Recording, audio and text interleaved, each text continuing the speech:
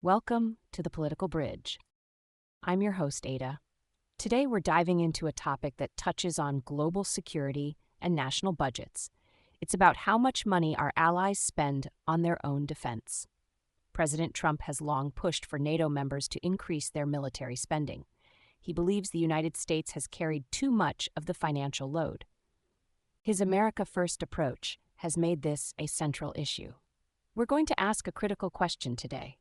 Has this approach successfully shifted the burden to our allies, or has it weakened important alliances?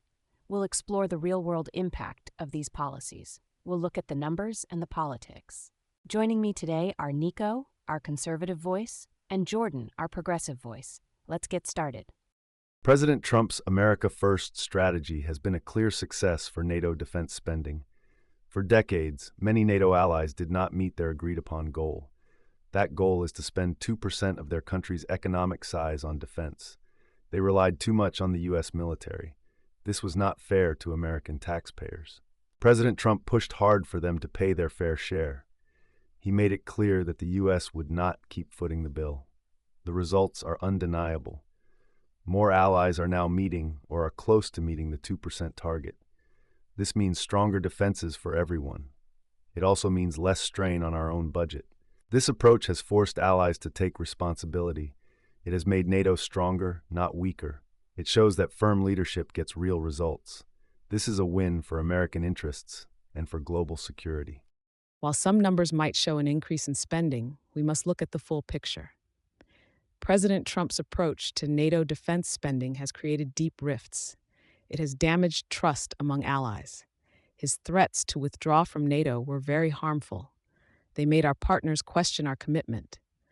Alliances are not just about money. They are about shared values and working together. When trust breaks down, our ability to respond to global threats weakens. We need strong alliances to face challenges like Russia and China. Pushing allies too hard can make them seek other partners. It can make them less willing to cooperate when we truly need them. This America First stance risks isolating the U.S. It makes us less safe in the long run. We need cooperation, not confrontation, with our friends. Thank you, Nico and Jordan. It's clear we have different views on the impact of this strategy. Nico, you argue that increased spending makes NATO stronger. Jordan, you suggest it damages vital relationships. My first follow-up question for both of you is this. How do we measure the true strength of an alliance? Is it purely by budget numbers, or are there other less tangible factors that are just as important? Nico, let's start with you. How do you weigh financial contributions against political cohesion? The true strength of an alliance starts with capability. If allies can't defend themselves, then shared values mean little on the battlefield. Money spent on defense buys equipment, training, and readiness. These are concrete things. They allow allies to actually contribute to collective security. Before President Trump, many NATO members were free-riding. They were not investing enough in their own militaries. This left the U.S. to pick up the slack. That's not a strong alliance. That's a burden. Increased spending shows commitment. It shows that allies are serious about their own defense. It also shows they are serious about their promises to each other.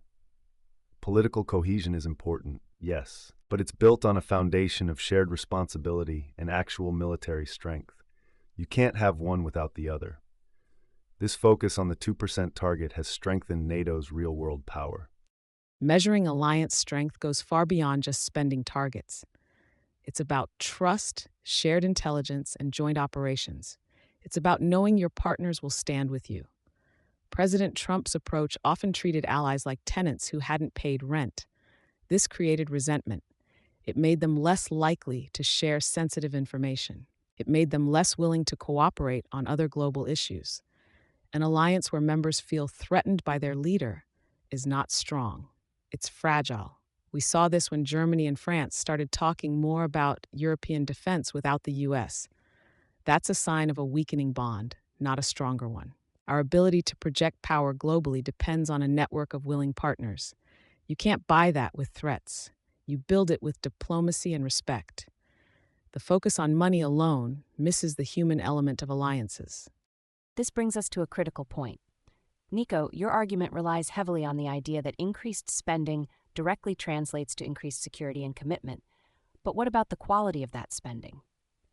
Is simply hitting a 2% target always effective? For example, some countries might spend more on personnel costs than on modern equipment. Jordan, your argument highlights the damage to trust and cohesion. Yet, you don't fully address the legitimate concern that some allies were indeed under-contributing. How do you ensure fairness without some level of pressure? Nico, let's start with you. How do we know the increased spending is actually making NATO more capable? Ada, that's a fair point about the quality of spending. However, the 2% target is a starting point. It forces countries to invest more in their defense. Once they hit that number, they can then focus on how to best use those funds. But without the baseline, there's no discussion, and we have seen real improvements. Many allies are now buying more modern equipment. They are participating in more joint exercises. This shows a commitment to actual military readiness. It's not just about throwing money around. It's about building a credible defense. The pressure from President Trump made them take this seriously. It pushed them to make hard choices. It forced them to prioritize defense budgets. This has led to more capable forces across the alliance. It's a necessary first step towards a truly strong and balanced NATO. Ada, you're right that undercontribution was a problem, but the way President Trump addressed it was counterproductive. There are diplomatic ways to encourage allies to spend more. We can offer incentives. We can show them the shared threats. Instead, he used public shaming and threats. This created a my way or the highway dynamic. It made allies feel like they were being punished. This makes them less likely to cooperate in other areas. It also pushes them to buy military gear from other countries, not just the US. We need to remember that allies have their own budget challenges. They have their own domestic needs. We should work with them to find solutions. We shouldn't just demand compliance. A strong alliance is a partnership, not a dictatorship. We need to rebuild that trust for long-term security. Both of you have highlighted the tension at the heart of this debate. Nico, you emphasize the tangible benefits of increased financial commitment. Jordan, you stress the intangible but vital role of trust and diplomacy. It seems the core question is how to balance these two needs. How do we ensure allies contribute fairly while also maintaining strong cooperative relationships? This is a challenge for any administration. Let's move to our closing arguments. Nico, you're up first. The evidence is clear. President Trump's firm stance on NATO defense spending has yielded positive results. More allies are now meeting their 2% commitment. This means a stronger, more capable alliance. It means American taxpayers are no longer shouldering an unfair burden. Yes, there were strong words, but sometimes strong words are needed to get action. The goal was never to break NATO. The goal was to make it more effective and more balanced. We've seen a real shift in responsibility. This has forced allies to take their defense seriously. This is not about damaging trust. It's about building a foundation of shared responsibility. A strong NATO needs strong members. President Trump's approach made that happen. It's a pragmatic success story for American foreign policy and global security. While some allies have increased spending, the cost to our alliances has been too high. President Trump's America First approach has eroded trust and created uncertainty. Alliances are built on shared values and mutual respect, not just financial transactions. When we threaten to abandon our partners, we weaken our collective security. We give comfort to our rivals. A strong alliance is one where members feel valued and supported, not bullied. We need to work with our allies, not against them. We need to rebuild the diplomatic bridges that have been strained. True strength comes from unity and cooperation. It doesn't come from isolation. We must prioritize diplomacy and shared strategy. This will ensure NATO remains a powerful force for good in the world, not just a collection of resentful nations. Jordan, you speak of trust and diplomacy, but let's consider the tangible impact of increased defense spending on specific capabilities. Take the Baltic states, for example. Estonia, Latvia, and Lithuania have consistently met or exceeded the 2% target, even before Trump's presidency, recognizing the direct threat from Russia. However, since 2016, we've seen other frontline nations like Poland significantly ramp up their investment. now spending over 4% of their GDP on defense. This isn't just about satisfying a target. It's about acquiring advanced weaponry, modernizing their forces, and enhancing their ability to deter aggression. Poland's recent acquisition of Abrams tanks and F-35 jets directly strengthens NATO's eastern flank. This concrete military enhancement, driven in part by the pressure to meet spending goals, provides real security. It's not just abstract trust.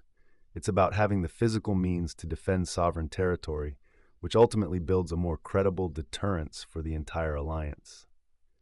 Nico, while Poland's increased spending is notable, we must also consider the broader implications for alliance cohesion beyond just military hardware. The focus on individual nations' spending, especially when framed as paying their fair share under duress, can inadvertently create a transactional view of security. This risks undermining the principle of collective defense, where an attack on one is an attack on all, regardless of individual spending levels.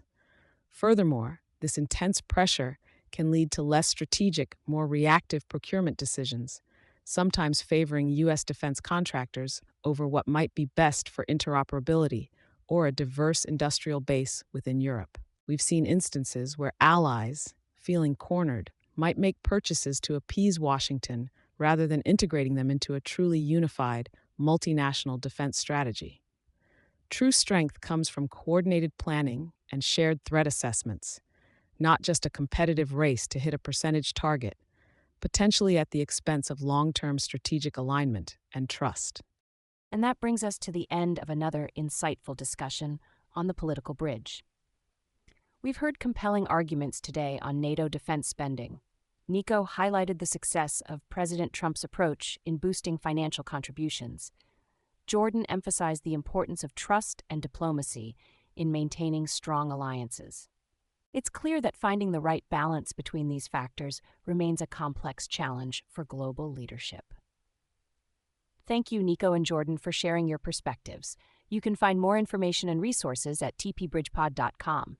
Join us next time for another engaging discussion. Until then, stay informed, stay engaged, and keep bridging those political divides.